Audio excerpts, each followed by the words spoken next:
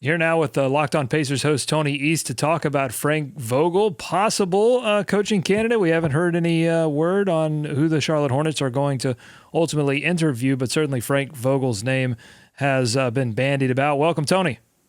How's it going, Doug? I'm excited to not be talking about a Pacers coaching change for once doing off-season podcast. Yes, a nice change of pace for you. Well, I appreciate you joining us. Let's talk about Frank Vogel. So take me all the way back to the beginning of Vogel's run in Indiana. Why did they decide to hire Frank Vogel in the first place?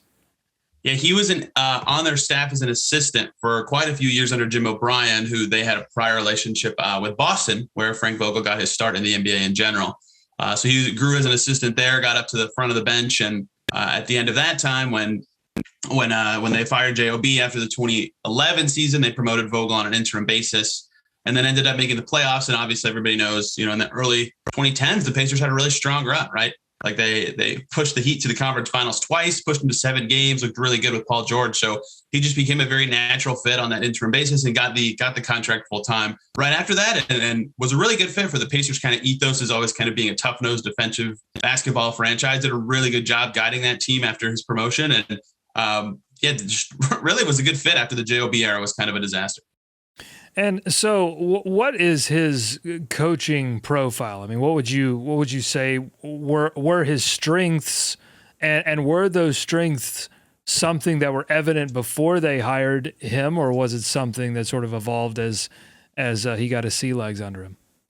Yeah, he's definitely more known for his defense. I don't think that's a secret to anyone. But even when you look back when he was with Orlando, like he did all right making that team okay on defense. And the Pacers, with a staff of guys like Dan Burke, who's been their defensive coordinator essentially for years and years, they were a really strong defensive team, and Vogel was a big part of that. Not as strong on offense, but when he has a team with a star like PG with the Pacers, obviously with the Lakers, he had a bunch. He can make a passable system that is capable of, getting to the conference finals. I think 3 times down his coaching career. The finals victory obviously is on there too, but definitely better at defense and teaching, little nuances, good base defense, good angles, things like that. The Pacers were always very, very strong on defense with him on the team, and helped grow Roy Hibbert into like one of the best defenders in the NBA. Paul George developed into one of the better defenders in the NBA under his watch. George Hill got better as a defensive stopper under his watch. Lance Stevenson, I could go on and on. I've just named a few names. Hornets fans know all about Lance Stevenson for the wrong reasons, unfortunately, but he was quite a good defender under Frank Vogel, and a lot of guys just got better under that regime. And that's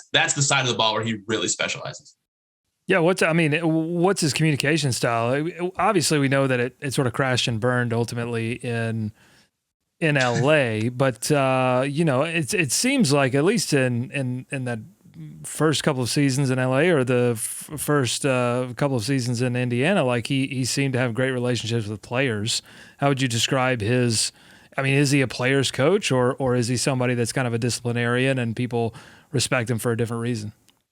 Yeah, he only played like D3 basketball, right? So, not a guy that typically profiles as a good communicator, but everyone that I've talked to, at least with the Pacers at that time, thought he was for that kind of coach, at least, who doesn't have a ton of high-level playing experience, viewed him very highly as a communicator, and not like a totally tell it like it is kind of guy, but just good enough at, kind of towing that line between harsh realities and telling guys what the situation is in a way that is beneficial communication, but is still explaining the situation. Like a lot of coaches get caught up in being a little too player friendly, right? And then guys get confused when their role isn't what it's supposed to be. The Pacers dealt with that 2 years ago or 3 years ago. And some coaches are a little too much on one other side, like Nate McMillan kind of is, where he's a little too much tell it like it is and not enough, explaining the whole situation. Vogel's pretty good at towing down the middle line, and he's also pretty good at using his assistants in a way that's beneficial. Like I talked about Dan Burke already, but like Popeye Jones was a really good assistant for the Pacers, and now he's with Denver.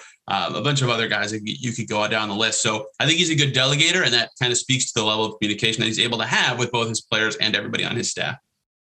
So I thought James Borrego was really great at getting the Hornets to where they ultimately, I think, probably peaked in this past regular season, but developing players was his strength. And I think communicating with young players to a certain extent, getting them to be a little bit better every year, was a strength of James Borrego. But I always question whether or not he was the coach that could make the adjustments necessary in the playoffs when the game completely changes on you. And I think evidenced by those 2 blowouts in the play-in game, I think those questions ultimately doomed Borrego. So I asked this of Frank Vogel. Vogel. Like what was it like watching him adjust from regular season to playoffs? There's a lot of factors that go into this. It's not all on coaching when it comes to the playoffs. But what did you see there in terms of, changing things up, making adjustments to get playoff victories?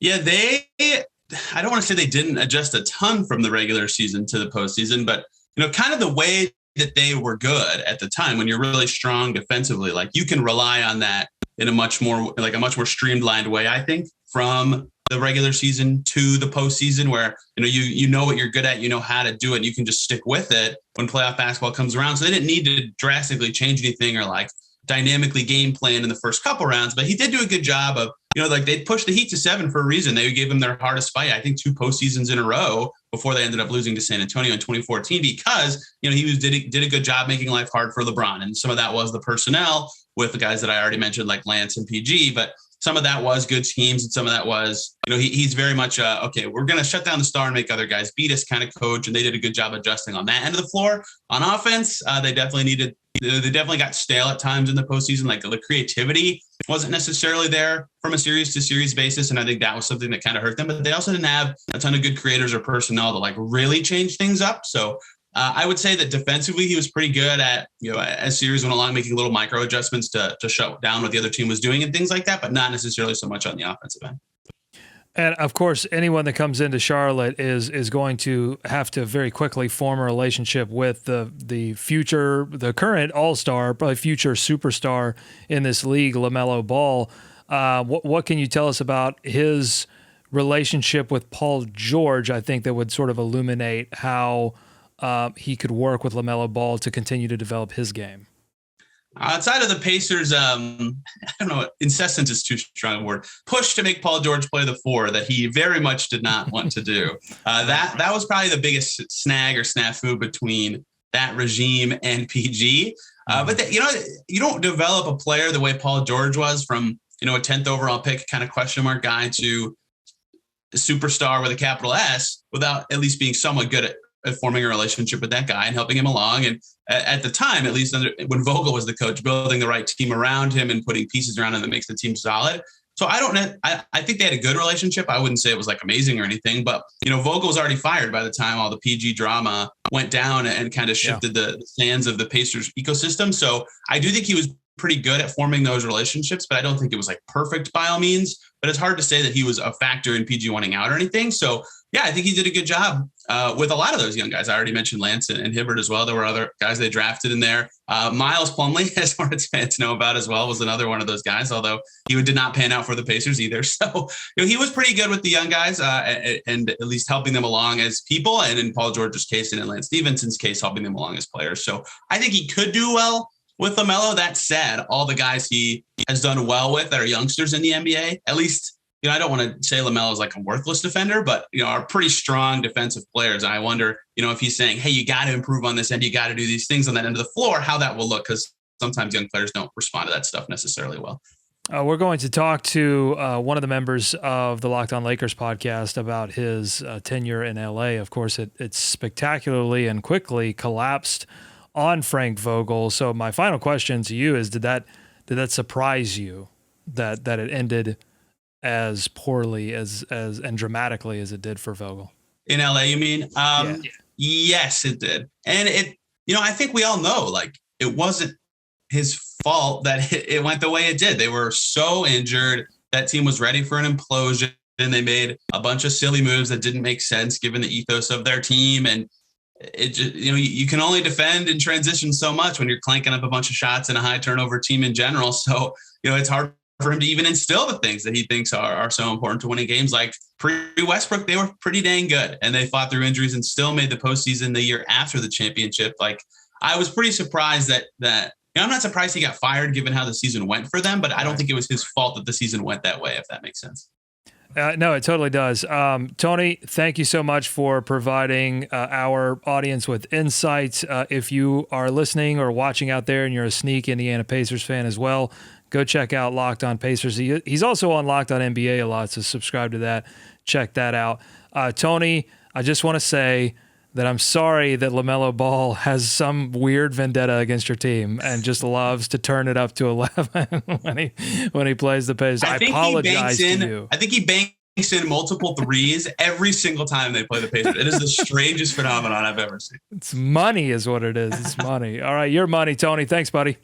Thank you very much.